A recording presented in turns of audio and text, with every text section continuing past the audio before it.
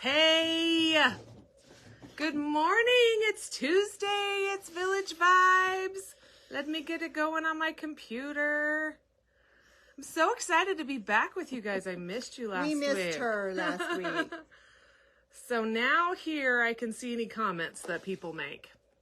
So, how are you? Happy Tuesday. It's so sunny and lovely outside today. You guys have to hear the coolest way we started our day. Yeah, we did. It was great. So, just what? 5 minutes ago, the Special Olympics torch came right down Main Street. And it was so exciting. We went out there and waved. We were so worried they were going to come during Village Vibes. But keep going. we got to go out there. It was perfect timing. And we decided all days should start with a parade. Right? Yes. Especially from the Special Olympics. They were so excited to be there. And the young man running the torch, didn't he look so proud? Yeah, He just looked like he was taking his job seriously, and he was so proud to do it. It was exciting. What a great organization. That was really cool. So, we're missing Fran today, but I'm so excited that we get to have Deanna and Marilyn with us today. Oh, and my son, who's 6, is watching. He says, "Hi, Mom." Hi, Ren. I'm glad you're feeling better. Yes, I missed last week because he was sick, but finally, after 10 days, he's doing a lot better. So, Marilyn is one of the last employees we have to introduce to you, which she's busy. It's hard to get on her schedule to get her to come. True. Grandkids schedules. We love how much she's a good grandma. But she works on Thursdays and the first Saturday, and she brought some projects to show, and I am so excited with what she brought. So, what do you want to start with? I'll start with this because it's my so favorite. Cute. It is so cute. Can you see I can hold it up. What got me going with this is I'm learning wool from Julie, and I love it. And so I like to take inspiration from different things I see. I've had this card for probably 5 years and couldn't figure out what to do with it. So I took and made a pattern, and my husband made me a giant spool. I think that is So it's adorable. So you just need to look in life and take things you love and be creative with them. Yes, I love that. Find inspiration from unexpected places. Yes. And we have customers that do this too, that come in. Oh, and they say, do. I want to do this in wool, or I want to, yeah, it's fun. That's right. We had a customer who came in and had a picture of a lighthouse, and she made a beautiful wool hanging out of it. Yeah. That's our Kathy, yeah. And I've noticed that a lot of people are trying that because wool is so forgiving, and it lets you do whatever you want to with it. So be brave. That's beautiful. Let's see. So when Village first started, I was one of their employees, and they seemed to sell a lot of patterns, so I thought I would try patterns, and I have a heart fixation. I find hearts in everything, so I made my first pattern, and it's sold in the store. So I'm just showing you. I love that little wall hanging. I do too. Oh, And then just a pillow to and go even with your it. hanger has a heart I on know, it. I have a heart fixation. I don't know if they can see that. Can you see there's a heart there? Cute. So cute. Look at her cute pillow too. I do. Cute. I have a heart fixation, but I wanted to tell you how I got started quilting. There was this very special lady who lived down the road from me. Her name was Isabel Marilyn, and anybody who lives in Brigham knows that they used to have a lumber yard, and Isabel is just fabulous, and she wanted to teach me how to quilt. So I learned boy, you never know I got a degree, would you? I learned hand quilting and hand piecing from Isabel, and it's the most cherished memory I have. In fact, she not only taught me, but she taught my daughter. So we decided that we were going to be like our grandmas and at least hand piece and hand quilt one full quilt, so we could say we did it like our grandmothers. And the quilt behind us here Isn't this gorgeous? is called an anvil. And my daughter and I hand pieced that, and we had a friend of ours who was in her late 70s, early 80s, who hand quilted it for us. So there was hers. That is an amazing memory. I know. Do you have that written down in your journal? No. Do you have it documented? Yeah, I am not good at that. So, I'm but not I'm good either. at telling other people to do it. Yeah. Right. Or a label. Did you put a label on it? No, we have got to do a label. You need to do a label on we that. need to At do a least label. do a label. We're going to do a whole inspiration. Village Vibes on labels. Because, That's great. We need that. yeah, we need that. some I've inspiration never there. labeled a thing. That's right. And Isabel taught me how to paper piece.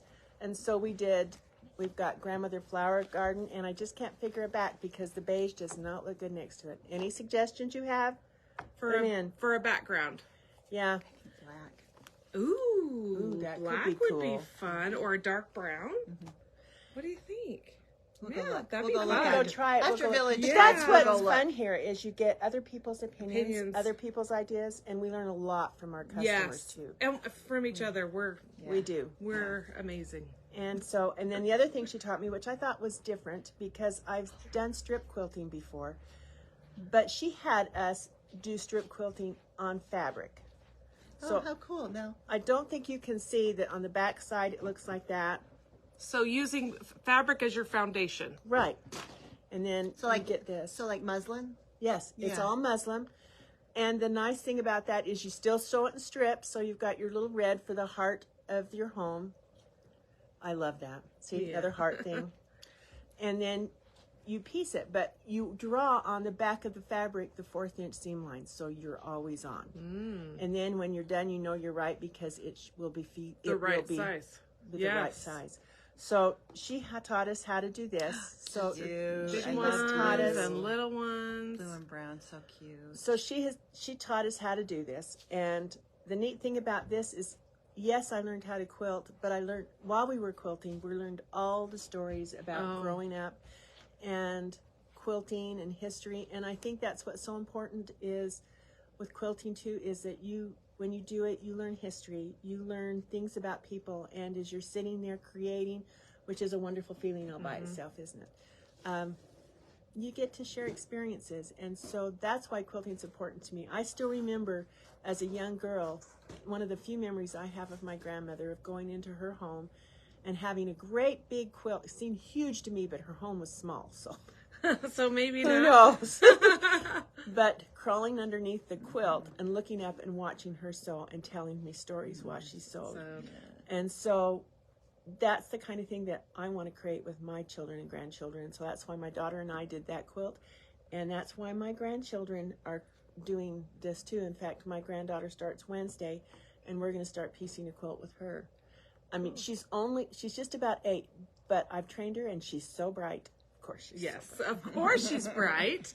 And she can sew a straight seam, and that's all she needs to do is be able to sew a straight seam. So That's awesome. my story. So I wanted to ask you guys, have you guys ever done a hand stitching project? And I took a class from our Laurie here. Oh man. Oh yeah, she's good. Several years ago, probably 2019. But I haven't ever actually finished a whole project. I mean, I kind of did some learning, but have you ever done anything? Will you comment and let us know? Oh, one thing I would say too is you need to learn to enjoy the process. Yes. There is no time limit, though in my case it's good to set a time limit, but you need to enjoy doing it. Yeah. We were just talking about your grandmother's flower garden. I have a whole stack. And I think, I don't know if I'll ever finish the quilt, but I've loved the process. Yeah. I started it on a trip with one of my girls and her French teachers. I started it on the plane when she'd saved her money and we went to France. And I did it again with my next one. And I mean, I don't know. I think it's the stories behind it too. It I is agree the with stories. That. Yeah. It is. And that's the great thing about hand stitching is it's so portable. Yeah. So you just take it wherever. Yeah. And go ahead. Research shows Good. that this ability to have a hobby, again, when you say it's the process, it really is a process. Finishing is great, and I love to finish a project, but the amount of good things that happen in the process keep us healthy in so many ways. Oh yeah. Yeah, I agree. that's really awesome. And I love what you're talking about, sharing the stories and being able to learn from others, because we have so much in this life to learn. And if we can learn from other people's mistakes and other people's words of wisdom, let's do that. And it's okay to make a mistake. Mm-hmm. Yeah. Sometimes your mistakes turn out to be the greatest experiences. And in quilting and in sewing, where I've sewn for so many years, is I had to be creative to cover up a mistake. Sometimes that outfit turned out looking better than anything else. And I couldn't repeat it if I tried. You couldn't do it. Oh, we've got somebody at the quilt walk Lynette's in at the Penguich. quilt walk. I want to do that one I do too. year. I I've love not it done down that. there. Have you done it? No, I've got Ken down there too. It'd be fun to go. Oh, that would be fun. Yeah. Projects are good, my husband says, but finishing is good occasionally too. You do get some beneficial Yes, things you need from to finish. finishing, Yeah. but you also get endorphins from starting. You do. Oh, I think that's why I start so many things. You do. Actually, my mom told me one time that if you have a project in every stage, Yeah, I think that's a great. have a project you're starting, have a project you're working on, have a project that you're finishing, then you can kind of, whatever you feel like that day, you can kind of fill that need, right? That's true. I flip from thing to thing. I do too. Yeah. Sometimes I do handwork, sometimes I do embroidery, and sometimes I quilt. Yeah. It's fun. We've got so many hobbies, so many things that we like to do. Yeah. Okay, so one of the things we wanted to talk to you guys today about is measuring your quilt blocks or piecing or whatever you're doing all along the way. So what do you want to say about that, Deanna? Well, I learned the hard way to be very selective about my patterns. Mm-hmm. And I prefer, let me say this positively, I prefer a pattern that has square up directions with each All section. along the way. All along the way, Yep. yeah. That way I know, and that's how I learned. You were talking about learning from your grandmother. My grandmother also quilted. My mom didn't, and that's fine. I kind of think sometimes it skips a generation. Probably does. But the very first quilting class I got, I think the reason I was successful and why I wanted to continue was because the instructor had us square everything up as we went. along. Yeah, I don't do that as well anymore. So anyway, I think it leads to success, and it leads to square quilts and so I think it's really important. So why is measuring all along the way important? So I just wrote a couple of notes, and one is you won't lose your points. So not all quilts have points. So I actually just grabbed these quilt blocks down off the line, off the board that we've got these demonstrated You're doing here. this, and it's such a cute So this quilt. is the Corey Yoder quilt along, and we've talked about this on Vibes before. It's called Sunny Patches. She comes so out cute. with a new pattern, I think the third Saturday of every month. And so I'm doing this for the store. And so I just grabbed these. These are the first two blocks. This one, I think we made 29 of these. Don't quote me on this, but I think we made 29 of these the first month. Oh, we're quoting. Oh, wow. And then these ones have been the next 2 months. And Corey has written great instructions with square up for each unit. Nice. So for example, let's see if I can fold this over. So just this little section is a unit, and she tells you what size that should be. And one thing I thought to bring up is you need to make sure when you're reading a pattern, if you're reading a finished size or an unfinished size. Oh, yeah. So if you're measuring it before you've sewn it into anything, it will be an unfinished size, which is a 1/2 inch bigger than your finished size. So you can work with either. Sometimes it's confusing to flip back and forth between a finished and an unfinished, which tell your story about that. So the last sample I made for the store, really great instructions, but you had to read the words and look at the pictures. Yes. And Laurie taught us to read the words, but you also had to use your brain because the pictures were the finished sizes labeled with just the dimensions, not necessarily with the word finished and unfinished, but the words in the pattern were the unfinished. So you really couldn't just rely on the pictures like sometimes we do as quilters, because then you would be off. So you have to do both. You have to read the words. And as a pattern writer, I'm not a pattern writer, but I do. Yeah, I'm not a pattern writer. You just really have to pay attention, and I think it's really important to read your pattern first. Don't just. It's hard to, because you're so excited to start, but read that pattern first. Well, and orient yourself. Are these finished or unfinished? Do the words and the pictures match? Yeah. Yes. And I think that's an important thing to note, is that people who draw beautiful pictures, draw beautiful fabric, draw beautiful quilts, may not have the additional skill of being a good pattern writer. Editing and some or editor. people really understand that they're not, and they Yeah. get help in that area. And some people just try and do the best that they can. But if you read your pattern ahead of time, and I think that's just a good rule of thumb, and that's something I think that I've gotten better at as I've gotten Me to too. be a Because of long mistakes, quilter, probably. is I sit down and read my pattern Yeah. before I start. But And check online to make sure there hasn't been yes, corrections. very good point. And Lynn Yes. makes a good, not Lynn, Ken Buns, our favorite, says measure twice, cut once. Yes. Good woodworker quote. It's also a good, quilter. sewer. Yeah, good. Yeah. Double check your instructions. So, and you, as you start to work through quilting and stuff, you'll kind of get to know some designers and pattern writers, and which ones really avoid. speak to your brain too, because some write directions in the way that speaks to your brain, right? Yeah, yeah. I mean, I still, if I pull out a pattern for a piece of clothing, oh, that's French to me. Yeah. Oh man, Yeah. it's so, and I have to read and read and read and read. And so anyway, just remember that if you square up all along the way and then measure again. And if you don't want to measure every single unit in your whole quilt, make at least one test block where you measure.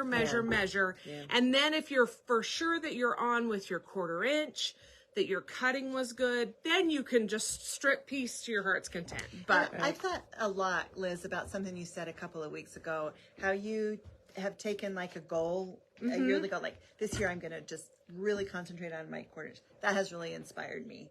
And I think That's a good idea. Yeah, it is a good idea to take something and just perfect it. Yes. And whatever project you're doing, of course you're concentrating on a lot of things, but that you're really honing in on those skills of 1/4 inch squaring up. yeah. I agree. As a new quilter, I felt very overwhelmed with all of the skills that I had to learn. And I felt like I couldn't be good at everything. And so I just decided I was going to set one goal for a year. And so my very first year was a 1/4 inch, I think. And I just focused on my 1/4 inch seam. In fact, I was telling Marilyn this morning, my very first machine that I started sewing on, I really struggled getting my 1/4 inch. And I pulled it out a while ago and I looked, I have so many markings on that machine trying to figure it out. And once I got a better machine, my 1/4 inch improved. Yeah. So a machine makes a huge It difference. does make a difference. Absolutely. And the feet. So, getting a good yes, a good foot. But making sure that it is an actual 1/4 inch and measuring all along. Yeah. And then the next year I did cutting and I learned some good cutting practices, and that made a huge difference, because if you cut incorrectly or your 1/4 inch is wrong, you're never going to measure correctly. And so then it's going to be just frustrating for you at every step along the process. So I felt like those were two good foundations.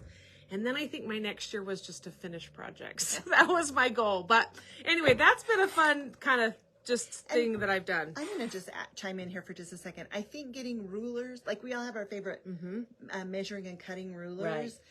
Right. We do have to update those once in a while, because our cutters kind of trim off little bits of it. I thought that was only my problem. It's me. Or I chip an edge or something. So yeah, I think it's good to take a look at your cutters once in a while, or your rulers once in a while, and Take care and of your again, tools. your tools. Take care of your tools. Yeah. Ken, take care of your tools. That's another one. And I mean, there's some things that you can keep in your sewing room forever, but we definitely have consumables like rotary blades and that makes a huge needles and, you know, those things that we forget to change. And, but anyway, but then rulers, which should last many, many years, they aren't invincible, and you do drop them. Or a mat. Or a mat. Yeah, that's a good point too, because it just feels like you just keep going. And anyway, so many of you joined. Let's see. Looks like my husband is watching because he's out of school for the summer. He's saying, And I think my sister is here. Yay. So anyway, well, anything else you want to say? I got nothing. Okay. Well, next week we miss you, Fran. We do miss you, Fran. I hope you're watching or you'll watch this. Next week we have an important announcement, because it'll be our second Saturday reveal on Village Vibes. So if you're part of the We're waiting for that. That's super exciting. So if you're part of our second Saturday club, you get the reveal on Saturday. when you come to Second Saturday. And then next Tuesday, we'll reveal it to you guys so you guys can see. So it's been a mystery. So the people in the club haven't even known what it's going to look like. They got a cute... And it's a skill builder class. Yes. I think that's a good important thing to say. And they kind of knew some colors before they signed up. And we'll do the same thing for next year. So next year, our Second Saturday Club will start... Well, our next round, not next year, but it will start in October. So if you'd like to, we'll let you know when we have those sign-ups. And you can join us for the next one. Sign up quick. Yes. And I have seen Fran curate some beautiful bolts in the back to start that next. I'm really I know I excited am about too. next I year. know I am too. I was excited about this one, Christmas one too, the Christmas thing, but next year's going to be really fun. So anyway, next week, join us 9:30 next Tuesday, and we will have that reveal. It's going to be super fun. Fran will be back. I don't think that Deanna or Marilyn will be with us unless you want to. No, this made me nervous. Didn't Marilyn do such a good job? We love her beautiful work. We are so happy with everyone that works with us. We have just the best people. And We have a good groove. We do. We do. We have a good group of We people. do. And such diverse talents. That's what I love, is we're all good at something that's different, so we can all share and help each other. So, happy Tuesday. Well, let's see. Let me try and remember all the things that Fran says. Be kind to one another. And happy sewing. We hope you have a great day. Bye-bye. Bye.